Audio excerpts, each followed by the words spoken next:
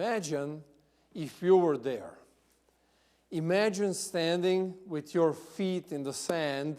You can hear the waves crashing on the beach behind your back, and you're looking towards the mountains that are in front of you, and you see them. And you can't see specifically how many of them are there over there, but you can hear their anger. You can hear their cries. You can hear the chants. And then suddenly you see some kind of flashing, and you realize it's swords. And you realize the Egyptian army is getting ready to charge down the hill and kill you guys all. We, in our society, we are very sheltered and very protected. And praise the Lord for that. It's a good place to live, United States of America. In my teenage years, I experienced war. I grew up in a war-torn Yugoslavia.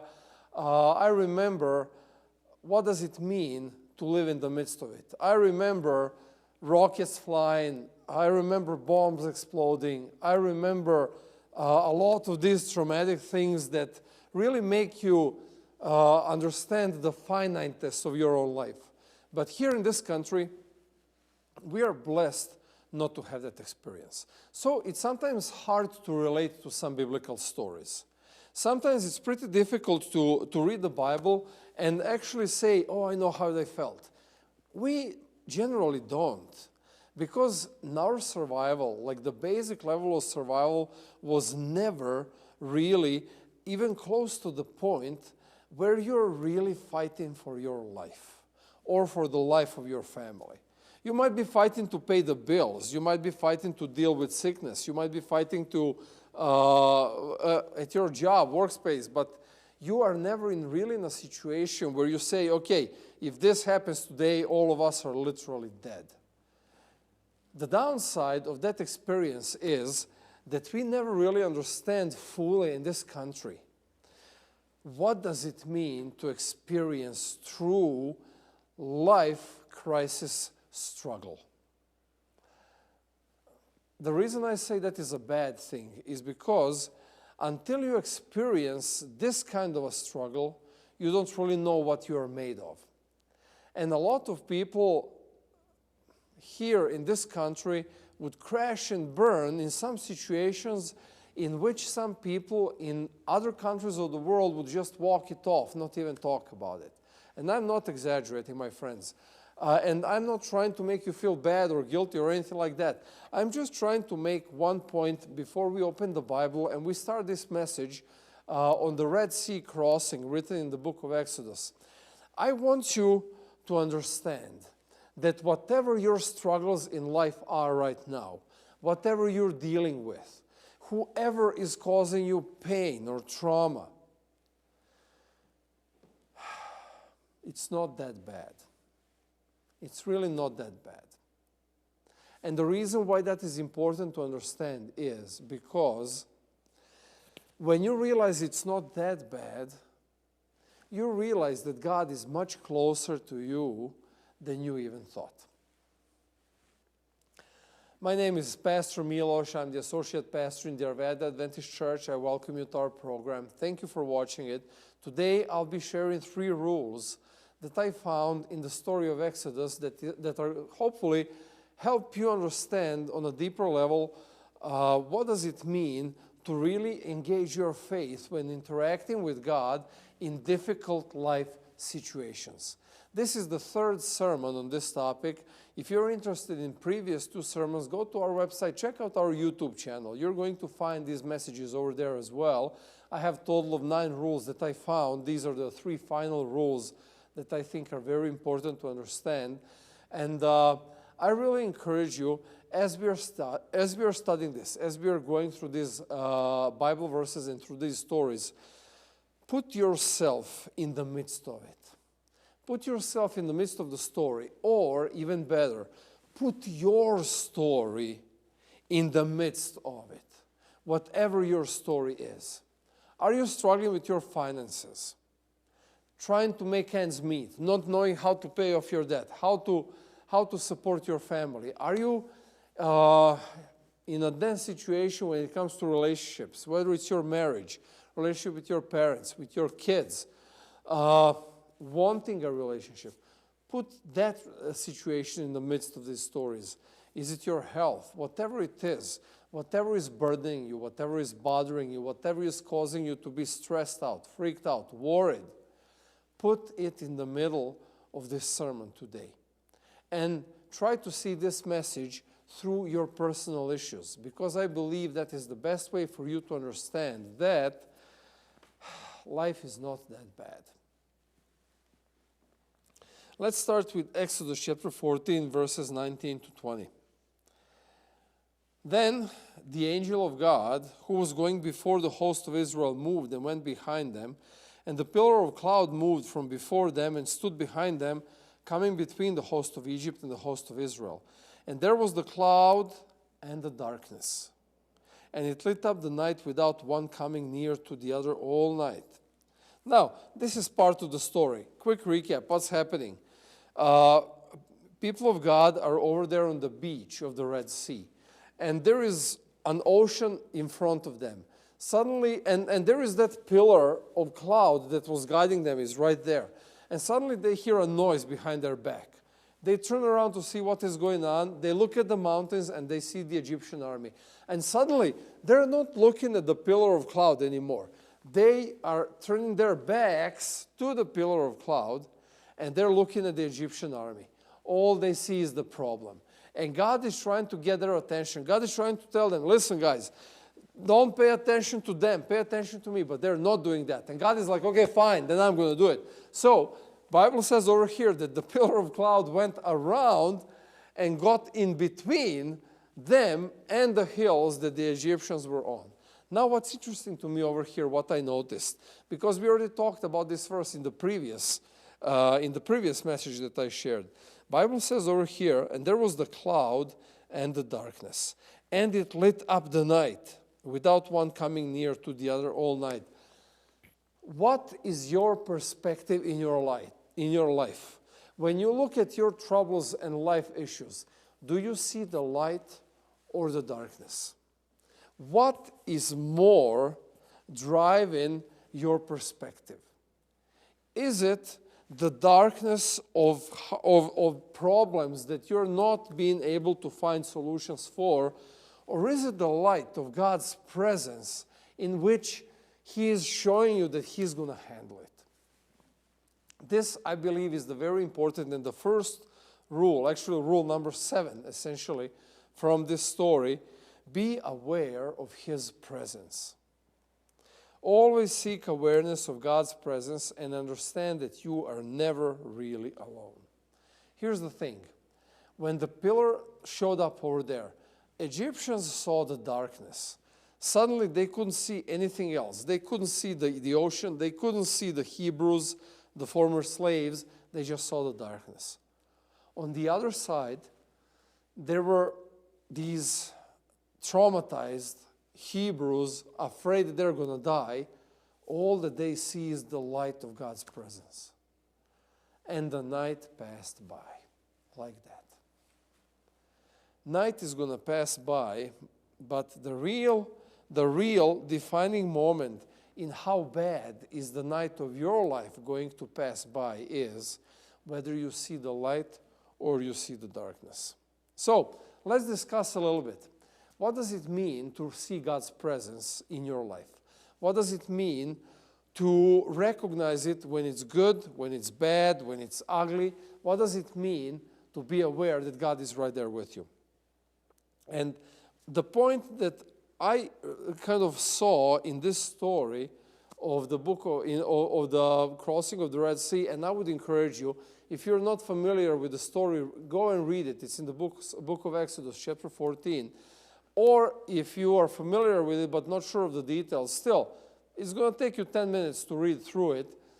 After this message, just open your Bible and check it out. It's a really amazing story that's going to help you understand God and His interaction with us on a much deeper level. What I saw over there is that it's not about God not being there when we need Him. One of the few constants in our life is God's presence. God is simply here. He is here with us. And Jesus said, I'll be with you at all times. And He really is. The presence of His Spirit is with us at all times. The problem is not His absence from our lives. The problem is whether we focus on His presence or we are focused on the presence of the issues that we are dealing with. That is the difference. Because here's the thing. Two things that God is always for us, always available for us. One thing is He is our guide. We can see in this story that He was guiding the people of Israel. And He is going to guide you. He is going to open the doors, close the doors. He's going to show you direction. I experienced this, guys. I can't stress this enough. I experienced this so many times in my life. I don't even question it anymore. In my deepest doubts, I don't even question it anymore whether God is present or not as my guide. I've learned to kind of see the movements of the Spirit. I've learned to follow the nudges that He's guiding me with. I've learned to be curious about things happening in my life, knowing that God is using in the most peculiar and sometimes weird situations to point me in a certain direction. When I'm not focused on that, but I'm focused on my problem, how to find a solution, how to deal with it, or I'm focused on crying about it and making it a big deal, how the world is not in my favor and so on, those are the moments when I don't hear His voice. The moments when I don't notice how the Spirit moves. The moments that I don't follow the nudges of His Spirit. And that is when I get stuck. That is when life sucks.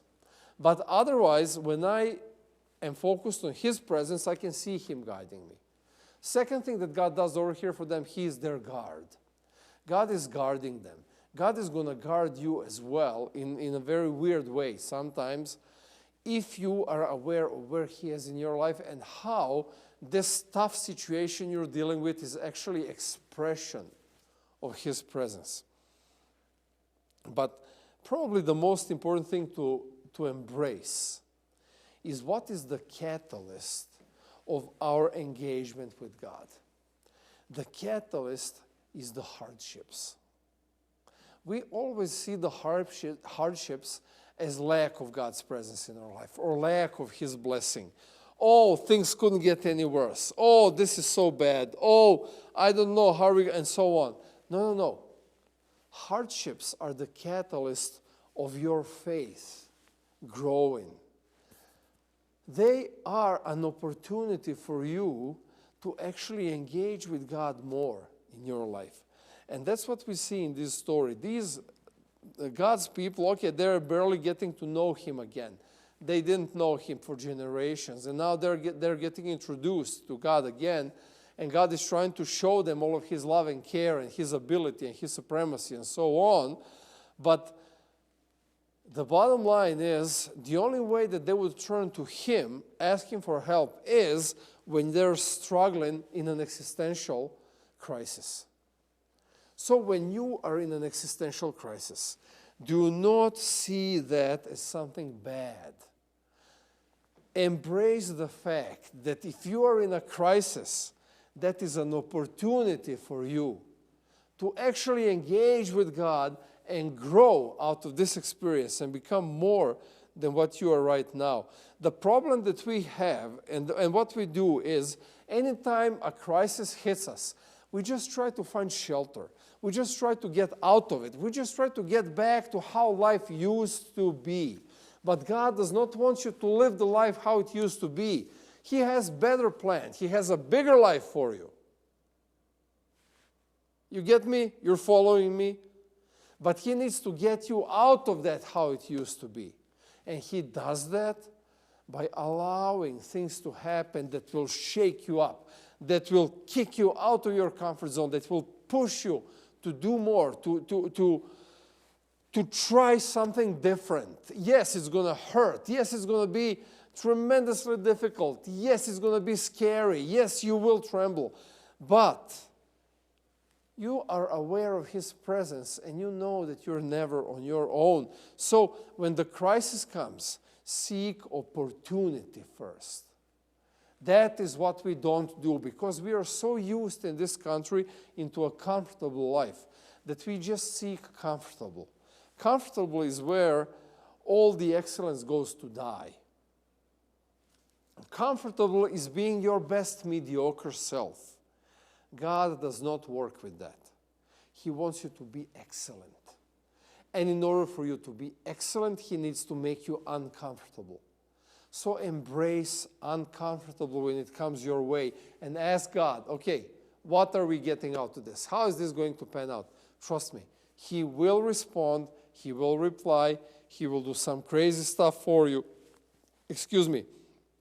Just to show you that what you thought you could do, you can do much more.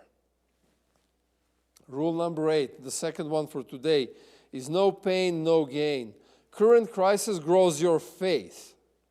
See it as an opportunity and not something to escape from. This is important. This opportunity I'm talking about is an opportunity for your faith, wherever it is right now, to go to the next level where you didn't even think it was possible to be. And you're just a step away from that experience. And here is how you know. You're a step away from your experience of faith the moment life gets hard. That is an indication. If everything is going fine by the plan with no issues, that means that you're flowing, you're okay. But if you want to grow, if you want to be more, that all of that has to be deconstructed and recreated on a different level. That's why difficult times come. Exodus chapter 14, verses 30 and 31. Listen to this. Thus the Lord saved Israel that day from the hand of the Egyptians. And Israel saw the Egyptians dead on the seashore. And Israel saw the great power that the Lord used against the Egyptians, so the people feared the Lord. And they believed in the Lord and His servant Moses. This is how faith grows. Faith, they didn't experience faith before the event. Their faith grew through the event, and at the end, it was like, whoa, this was crazy. But here's the thing. After you are out of the storm is when you are ready for a bigger one. Had they left back there trying to negotiate with the Pharaoh, they would have never experienced this amazing growth in faith as they were crossing the Red Sea. How does the faith grow? How does your faith grow? Faith grows as anything else. You have to work it out.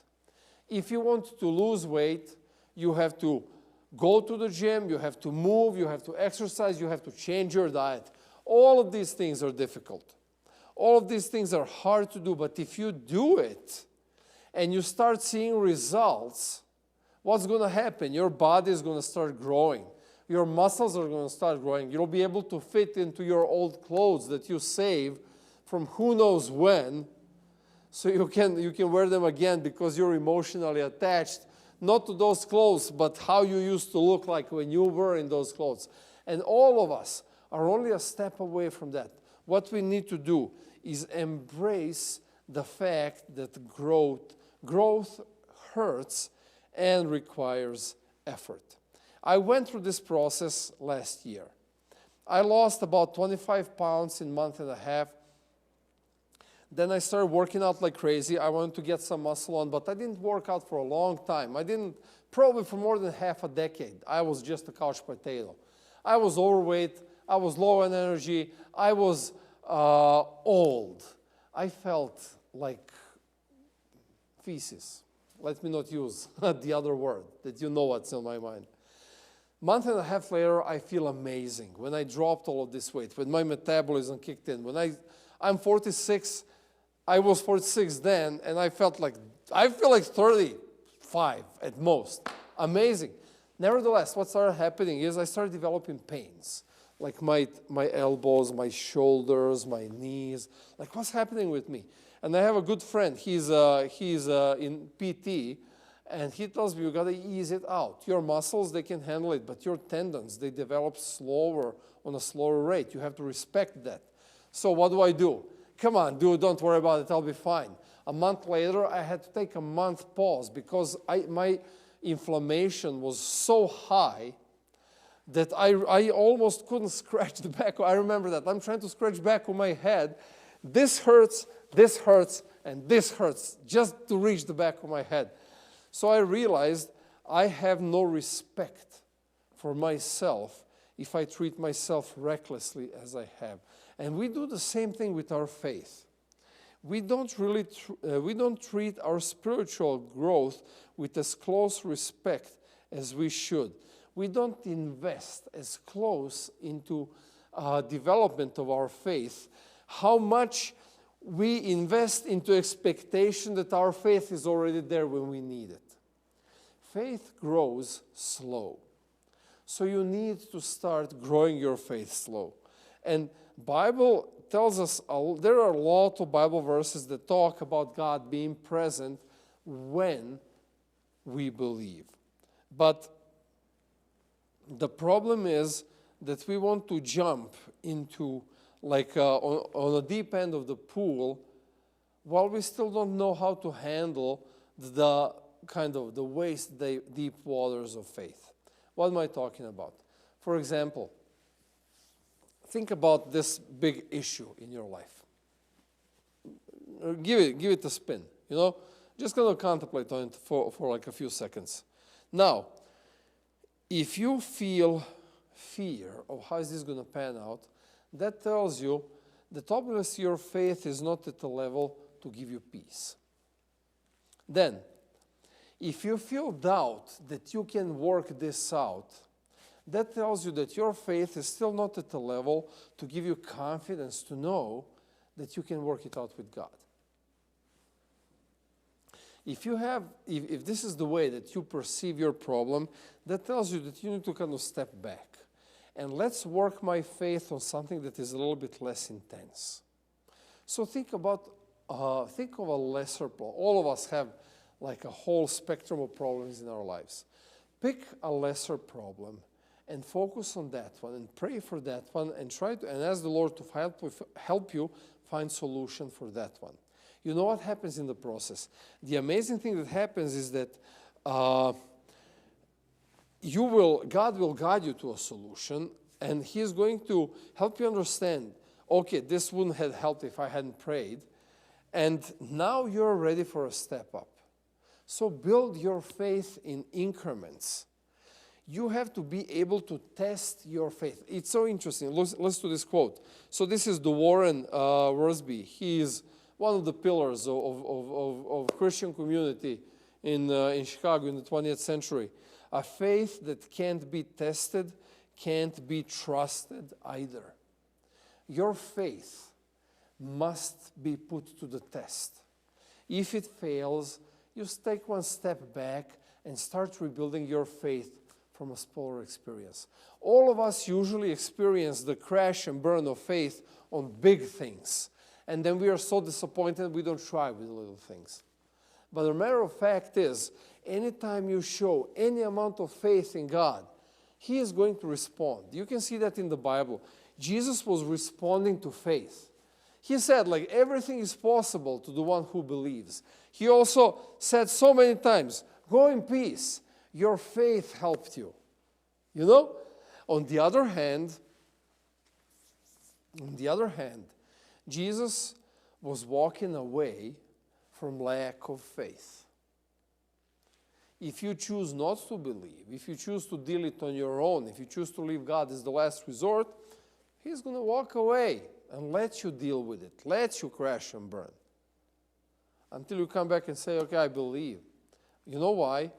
And it's so interesting, when he went to his hometown, Jesus goes to his hometown, he wants to do the same thing for him, but Mark describes it really short. He says, but he couldn't really do too many miracles because of their unbelief. Your faith needs to be rebuilt properly, and the only way for you to do that is to step out of the certainty of logical solutions and follow the uncertainty of God's presence. And God will make sure that you're well worth rewarded for your faith. He will make things work out the way you didn't even imagine it's possible.